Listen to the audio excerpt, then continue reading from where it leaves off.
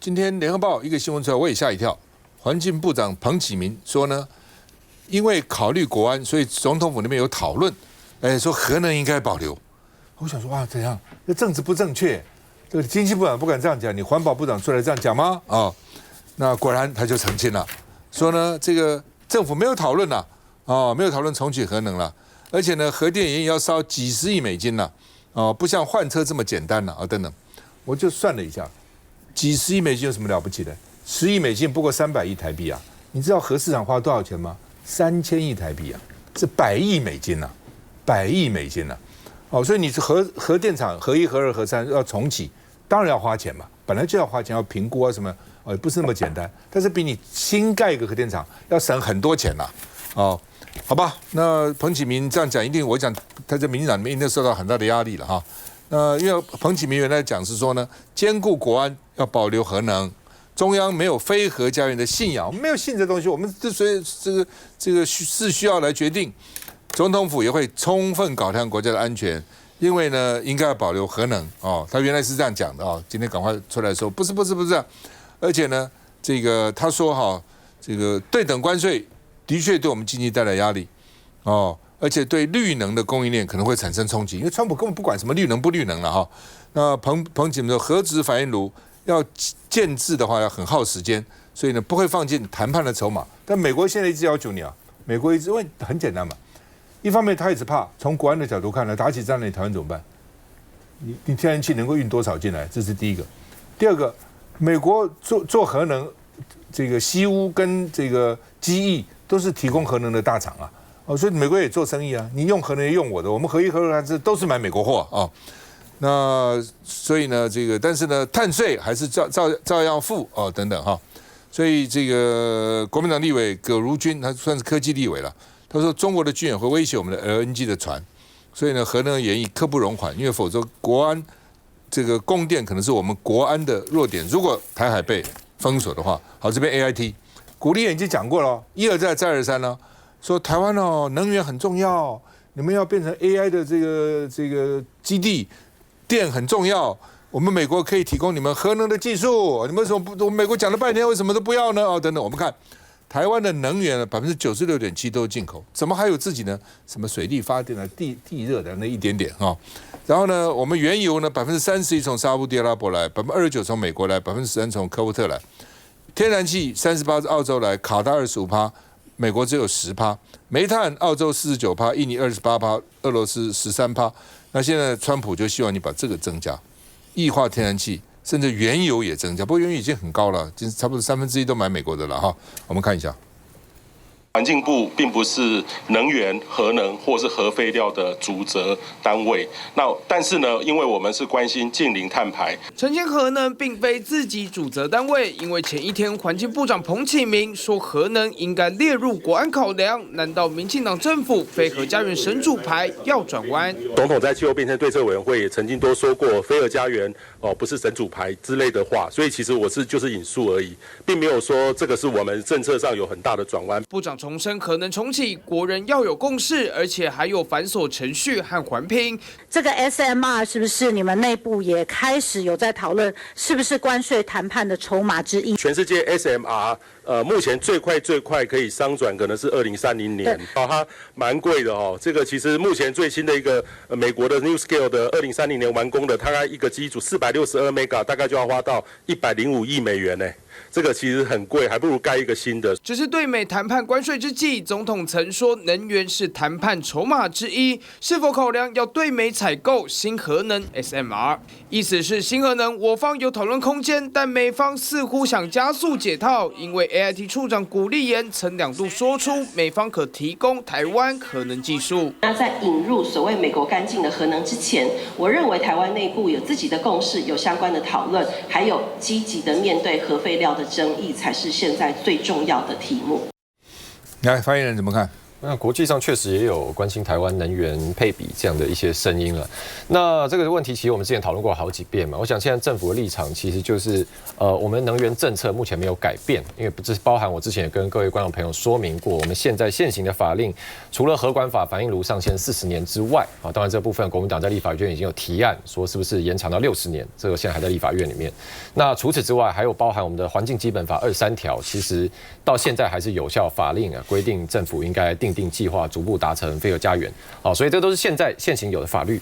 那政府目前的态度呢，就是其实也是开放来去听取，包含在总统府有这个气候变迁委员会去听取各方面的声音。那在这里面，大家过去也看到媒体报道，例如说童子贤董事长他就对核能有不一样意见。那我想政府其实面对这个议题的态度，还是能源这个议题，过去是台湾花了社会很大共识啊，然后很大的沟通成本，到现在这个状态。那包含现在社会有新的声音，包含国际上有关心的声音，政府都会听。但是同时，我们一起来面对问题，包含核废料，这个还是要很务实的去看待。那其实我想稍微补充一下，这个刚刚上一个段落我们在聊中美这个话题，因为我刚刚看一下，我上次来我们节目是4月4号的时候，当时这个川普已经宣布了解放日对等关税，还没有说全球暂缓90天。那其实我当时也有跟各位观众朋友报告说，我认为最终川普其实核心目标还是中国，剑指中国。那后来确实也看到说，现在是中国剩他一家独是已经到关税破200%了。那全世界现在10%，然后暂缓90天。所以我想跟各位朋友报告是说，当然我们在讲不确定性，当然因为川普现在他要去改变全球现有的经济秩序，所以一定会有震荡。可是他整个背后的战略方向是很清楚的。其实就中国也不讳言嘛，中国想要取代美国成为世界第一啊，这个2025中国制造、红色供应链等等。那美国当然是要跟中国在这个战略上面竞争，所以其实这个是会一个持续进行下的趋势。那整个美国川普政府现在大概点名4项，就是说他们说要再工业化 （reindustrialize）， 大概锁定4项关键战略方面。第一个是这个稀土，第二个晶片，然后第3个制药，第4个钢铁，因为钢铁对应到造船，所以我们可以预期了，在这4个他们大概已经点名出来的关键领域，就是未来除了现在关税暂缓之外，它可能后续还有其他的政策工具，例如说专门针对半导体去定一个另外关税，它可能后续还会再进行。所以其实刚刚包括向荣哥、洪伟委员都提到，就是说现在美中整个国际大趋势，其实就是大家各自站队。所以我想最后一个结论呢，就是过去大家有时候会觉得说，我中美之间两边都处理好。但是现在基本上整个国际大局势是没有空间，你必须在台湾跟很多国家一样，你必须在两边之间选一边站。好吧，我们看过去10年台湾能源的进口变化哈，原油少了4.13%，这个煤少了1.04%，但是天然气增加了8.21%，核减少了4.42%，就是10年来的变化了。蓝轩。对，我觉得现在的国际局势当然非常的复杂了。我觉得基本上已经是一个中美我觉得世界经济大战已经是由这个川普发动了那尤其是呢美中之间的经济热战，我觉得这几天的状况越来越升温。不管是因为呢川普呢这个气到了这个有点跟他赌气的，把他升到245还是说呢他其实有点打蛇打七寸，就你不要逼我，你逼我的话呢，我就把你连这个 H20也都断掉了。那不论如何，他们现在已经双方打到了，至少眼前看起来是不可开交打针的那你说延续多久，谁能够撑到最后？我觉得慢慢看这个事情，这个戏还长的但我觉得重点就在于说呢，这2强相争当中，我觉得所有的全世界呢都会遭殃，但是台湾遭殃的状况，或者台湾夹在这个中间的状况是特别的严峻一方面是美国对台湾，我们刚才讲到有关核电厂的部分，某个程度来说，我不太相信说如果没有因为要试着放点风向的话，为什么彭启明突然之间哪壶不该提哪壶？因为我们早就知道这个民进党的这个主张就是非核家园嘛，而且呢5月份就要最后一个机组就已经要停了，你突然之间讲到说，哎呀，这个核电厂啊，也要考虑国家安全的问题啦，这是我们告诉他的事情啊，这是他完完全全置之不理的事情啊。那突然这样拿出来讲，你如果讲了以后呢，这个惠而不议，议而不决，决而不行，你拿出来讲干嘛呢？所以我觉得他一定有他一个某个程度的政治上或政策上的目的那只是说，因为这个标题下的太简短、太简洁了，误以为说呢，好像有这个环境部长出来讲话打脸这个民进党，或者是说民进党已经要打算改选议策了，所以呢他才会出来澄清。那某个程度来讲的话，就是说，在美国对于台湾的这个施压的状况底下，在这个关税的谈判底下，我们没有什么筹筹码。我们甚至不管天然气也要买，这个核电搞不好也要放点风声。接下来的话呢，半导体的关税大家不要忘记了，目前这个大刀还拿在这个头上，什么时候砍下来，是不是100%都还不知道。那另外一方面的话呢，它直接对台湾施压，美牛、美猪等等等这个非关税贸易都还在谈当中。然后另外一个的话呢，今天最新的讯息就是跟着有关于 H20 NVIDIA 的这个相关的晶片的问题，在于说他们现在可能不只是说呢，他这样子不卖就禁止这个辉达卖这个晶片给中国大陆，因为辉达它是台积电承包它的东西，所以台积电也会受伤。那另外的话，他还会进一步要求在谈判过程当中，台湾也不能够买中国货。那你说台湾不能买中国货，台湾跟中国大陆之间的贸易量是仅次于目前跟美国之间的贸易量。你说你不买也就罢了，你要我也不买。那问题是全天下有哪些国家真的会接受美国的条件？你说欧盟会接受美国说你叫你不要买中国货，你就不买中国货吗？但是台湾很有可能。所以台湾也很有可能，所以我觉得这部分就是说，台湾面对这个美国的施压，我们到底能够挺到什么程度？我们当然你说，这个选边站，台湾选美国现在已经非常清楚了。我觉得尤其在民进党政府的当中，尤其在我们在军事在这个政治完全靠美国的状况底下，问题是你选边站有很多方式选边站，你跪着选边站。你这个摇尾乞人的选边站，你某个程度玩一点点战术，一步一步的给，然后的选边站有很多种方式啊。你去看欧盟，它不是选跟美国为主吗？你看日本不是跟美国为主吗？韩国不是跟美国为主吗？但有哪一个国家是这样谈判的？所以我觉得台湾的问题是这个样子，所以我觉得这是第一个。那第二个的话，就是我们刚刚讲到，它还有很多部分是属于我们夹在美中之间的。今天是美国对台湾施压，美国借由台湾再跟中国施压。那会不会打到最后，中国也要借由台湾跟美国施压呢？所以这个部分对，所以对台湾来说的话，变成台湾夹在两边中间，两边都不讨好，但是两边来说的话呢，都很可能拿你当做棋子去刺激对方。这个时候对于美国来说，他刺激台湾的方式，他拿台湾去撞中国的方式，可能是一些利益的方式；但他中国拿台湾去撞美国的方式，很可能是一个战争的方式。所以这些事情其实对台湾来说，真的想清楚了吗？我们政府真的算过我们手上有多少筹码了吗？还是你真的是一个摇尾乞怜就直接躺平呢？基本上了哈，就是说你要谈判，你要有筹码嘛。那你现在到底有多少筹码？那另外说，在赖清德常常讲，我们是棋手，我们不是棋子。那目前看起来，你当了什么棋手呢？有什么东西是你能够这个跟人家谈判的？有什么是人家必须要跟你谈判的？你是等于是被迫去跟人家谈嘛？那叫什么棋手呢？而且你变棋子，棋子还好，不要变成弃子就惨了。休息再回来。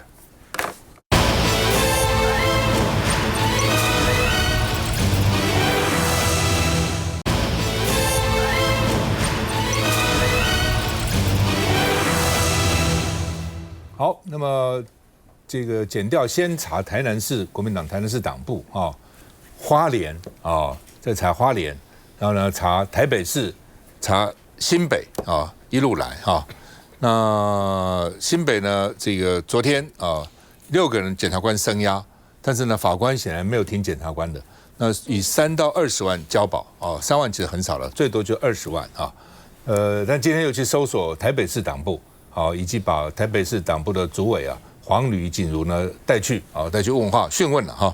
那前天是台北，刚好我们李孝亮也在这个现场，他是罢免吴沛忆的领衔人哈，要不要讲讲整个过程？早上的时候检调7点多就跑到我家，前天早上礼拜1早上就跑来我家，然后搜索一直到9点多，然后就把我们带到调查局。那家里有搜索什么东西带走的吗？就他扣留我手机，还有一些纸张而已。那纸张就我觉得不是很重要，但他们也一起把它当作证物带走。其实，在我家没有找到什么东西。然后我觉得比较真的是很折磨，真的是很煎熬。一共多少时间从带走到放出来？带走我是7点他们来我家搜查，然后一直到隔天凌晨4点。搞了这个快24个小时，21个小时了。对，差不多。然后这期间我们没有办法休息，没有办法睡觉。对，一直在询问吗？中间有停啊，可是他们就让你坐在候补室里面等，然后这候补室这椅子比这边还更难坐，真的，哇，真的完全没有办法睡，完全没有办法休息，真的是非常折磨。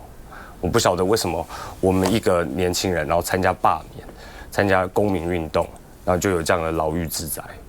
我们真的是，我觉得如果不是这件事情不是社会这么关注的话，我们几个人可能最后就已经进去了。对。后面最后画面就可能就只有我们几个人在那个电视上面写李新亮收押，赖新任收押，刘新颖收押，全部最后的画面就只会这样。如果社会没有关注这个议题的话，我们不可能坐在这边，然后跟大家把这件事情讲出来。所以你现在是被告，对不对？我现在是被告。那什么名义你告？什么名义呢？伪造文书。就一条伪造文书。他有告诉你伪造文书传你就是。他有伪造文书，然后传我，然后被告。因为你知道以前伪造文书伪造文书还不是光伪造，伪造足以生这个损害公众利益或是他人的利益的，才5年以下。我记得是轻刑的，是很轻的。以前什么时候为了这个，因为伪造文书去传讯啊、搜索，好像我没有听过。对啊，这我还算是比较交保金额算是比较轻的。你多少钱？我30万。哦，比50万的轻一点。对，比50万轻一点啊。也那匪谍才20万嘛。20万，所以我们现在的，所以你是匪谍罪的1.5倍。我们的危害性1.5倍啊，然后有人2.5倍。对啊。我觉得，你当时有没有担心被收押？当时我会担心啊，还没有，就是看到台南市党部那时候他们被收押的时候，其实我自己就有在担心啦，因为这个绝对，我自己感觉啦，这绝对不是一般的刑事案件这么简单，这后面一定是有，对啊，有很高的政治动作了。我是听说了，我不知道是不是，我跟你求证一下，就是你是先被交保的，然后你要求你妈妈已经帮你交保金了，对，你要求说我要跟他们人一起出来，我不要先出来，你就玩了2个多钟头，是这样子吗？对，我听有这样讲。对，法警说我们从来没有看过这种情况，一般交保赶快出来，然后还要等其他人一起出来，我不出来，这个蛮有，他们5个一起出来，这个蛮够意思的，蛮有 guts 的。对啊，反正已经在里面待这么久，不差那2个小时。来，那个曾宇怎么看？其实你可以看我觉得现在整个司法体系已经乱了套了。真正有贪赌的放出去，真正有卖台泄密的20万交保。今天伪造文书还不知道是不是真的有伪造文书的，却这样子一哐啷，像是抓肉粽一样全部一起关进去。我真的很想跟大家提一下，大家还记不记得8个月前，我们跟大家说了，今日柯文哲，明日任何人。到现在，你可以看看整个司法体系如何将一个无辜的公民参与公共议题的公民团体，如何的罗织入罪，如何的去限制在野党的发挥。我觉得这个是现在大家必须要关注的。其实刚校长讲得很好如果今天社会关注度如果不大的话，我相信这5位所谓的领衔人，可能今天他的下场跟柯文哲一样，我就是把你关进去，没有领衔人了，就没有罢免案啦，我们的绿委就没事啦。所以各位，我们要持续的关注，不停的关注，而且必须要放大的去检视，为什么现在的司法体系同样蓝的告发，绿的也告发，为什么偏偏刚刚好就这么巧，通通只办罢免绿委的案件？我想拜托各位观众朋友来去思考一下，同样一个司法检调的体系，为什么有2套的标准？如果这2套的标准，不好意思，赖清德执政状态下的司法经不起检验。让人家感到非常痛心的是，如果你今天所谓的用伪造文书来办，不好意思今天所谓的人家说的有幽灵相关的，或者是往生者相关联署，不是只有罢免绿委的才有那为什么现在偏偏这5位罢免绿委的领衔人被抓呢？难道大家不觉得这非常的吊诡吗？难道说现在司法已经没有所谓的公平正义了吗？那同时间我还是要想跟大家提醒，8个月前我们提醒大家了，柯文哲今天遭受到的所有，包含到说不正讯问，甚至是他把你关在里面，甚至把你放在那边不讯问，不做任何的作为，就是把你关在那里。状况之下，人人都有可能。现在慢慢开始体现了，每一个年轻人，他为了中华民国的未来，他愿意来去参与所谓公共事务，他想要让大家一起来倡议。为什么他今天要接受这样子的待遇？所以我还是要提醒一下国民党的朋友哦，今天罢免这件事情，绿营发起之后，我们的柯建铭总召却发起了大罢免大成功之后，我必须要用一句话哦，急惊风遇上慢郎中。为什么现在整个民进党党部上上下下到处告发的状态之下，国民党部反而是让地区的立委这么孤立无援？非得要到今天市党部主委也被请过去了，你们才有动作。如果今天这些愿意为了国民党而战的年轻人，在这样的状态之下，没有受到任何的公民团体的保护，现在该怎么办？整个司法体系乱了套的状态之下，还有谁敢相信整个司法检调有所谓的公平正义？所以拜托大家，真的持续的关注罢免案。一样都有去纠举，一样都有去举报。为什么只办罢免绿委的这些领衔人？为什么罢免蓝委的领衔人通通都没事？难道一个都没有吗？来，吴征，我先回应一下，我认为现在完全没有所谓的双重标准的问题。我也认为，检调单位针对所谓死亡联署来调查，这个也没有任何的问题。我带大家回忆一下，可能很多朋友不知道，国民党这一次之前他们要修选罢法，那民众党也支持修的选罢法条文里面98之2条，就是特别国民党、民众党一起新增了一条条文，主张所谓的联署抄袭，特别明定5年以下有期徒刑，这个特别加到选罢法里面。那在当时修法完成以后，我这边引述一下翁小玲委员他讲的。他说：“我要在这边警告那些打算大抄特抄联署造假的罢免团体，不要以为伪造联署没有事。这是新增的98之2条，就是要让未来联署假冒的相关人都会处罚5年以下有期徒刑、拘役，并科100万元以下罚金。请大家不要以身试法。”那这现在不就是按照国民党、民众党修法希望达成的效果在处理吗？他刚刚曾宇讲说，为什么罢免国民党立委团体没有办？他说国民党都在干什么？都没有动作。我想补充给曾宇，其实国民党也有动作啊，例如说像陈玉珍委员就有帮我们在座的王宏伟委员去告发，也告发说有伪造情事。那检调有没有查？有。其实这2天新闻有出来，有一名曾姓男子被检调传唤，检调找他去说你有没有伪造情事，你有没有代签？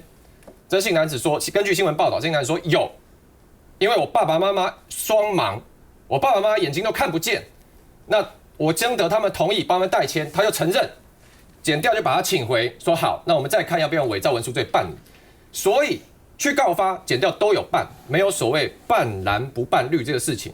那现在为什么大家一直看到这个好像罢免民党立委的团体现在被检调搜索？我这边提供一个数字了，就是说全台湾罢免这个国民党立委的公民团体总共35区嘛。那大家知道罢免国民党立委35区总共出现几份死亡联署吗？12份，也就是说一半以上是1张死亡联署都没有。那国民党要罢免民党立委15区，总共几张死亡联署呢？我也算了，加起来1900多张，1923张。所以检调都办啊，问题是你办了以后，你去要跟检调说什么嘛？这种出现1张2张的，对啊，他可以讲说这种公民就跟检调说，我不知道怎么出现的，有人送来的。那你出现100张200张的，你也要去跟检调说明啊。你说都是别人来陷害我，都别人送我的，那检调继续问，那是何时何地呢？你哪一天去哪边摆摊呢？是有人看到你行迹，你有看到哪个人觉得哪个人行迹可疑，你是拿一整叠来吗？那就看大家能不能去跟司法单位交代。洪伟，刚才吴征说在那个选罢法里面5年以下，不管是选罢法或者是伪造文书，伪造文书最高也是5年以下。它应该是不分蓝绿、不分政党，不管你罢民进党，不管你罢国民党立委，应该都统一适用的，是不是？应该是如此啊。可是我想请问一下，你说这个检察官有在办哈？那么你讲说死亡联署或伪造联署哈，伪造也是伪造文书，因为这个都是中选会自己认定。比如说我这一件是中选会认定，不是我王宏威认定。那你以为只有王宏伟有一件吗？没有啊，之前我们有提到马文君、丁学忠、游浩都在10件以上。可是你有听到去办游浩或者马文君或者是丁学忠的吗？现在最新出现的是林佩祥伪造的联署，这也不是林佩祥自己去认定，是中选会自己去认定的116件。所以请问一下，不管是死人联署，或者你已经被中选会已经确认你是伪造联署，那请问一下，有搜索吗？有声押吗？有收押吗？有去搜人家的党部吗？这完全是不对称的，这完全是不对称。我必须说啊，赖清德好棒棒。520是赖总统这个就职1年，在这1年呢，我觉得他最大的成就就是在司法上面对内整肃了郑文灿。郑文灿以后不可能再去跟他去角逐他的什么总统大位了。整肃了郑文灿之后，再来整肃谁？整肃柯文哲，整肃柯文哲，然后整肃民众党。其实当时我知道，当时民众党朋友有讲说，今天的民众党可能就是明天的国民党。我们本来认为说，这个也太夸张了嘛，我们不觉得说会做到如此的 over 嘛，不会这样子过分啊。可是我们没有想到，我已经讲过很多次，在国外民主法治的国家，你搜索2个地方是何其严重的事情。第一个，你搜索媒体啊，这个过去那个陈水扁做到；另外就是搜索你的在野党的党部。请问到底是什么样的严重的罪行你要去搜索？比如说你们过去在讲说，什么中共同路人呐、共谍等等之类的，就不是是在这次的联署里面。那大家也想想看，虽然罢免这次大罢免是从来没有空前的，但是过去罢免政治人物很多嘛。韩国瑜有没有被罢免呢？韩国瑜有被罢免呢。当时罢免韩国瑜还在伪造法务部的 logo， 在那边进行宣传。请问一下，有搜索吗？有声押吗？有收押吗？好，你说韩国瑜太多年前了啦。去年就在去年的谢国良，请问一下，谢国良的联署里面没有死人联署吗？没有伪造联署吗？那请问一下，你有看到这个整个的检方司法有如此的大动作吗？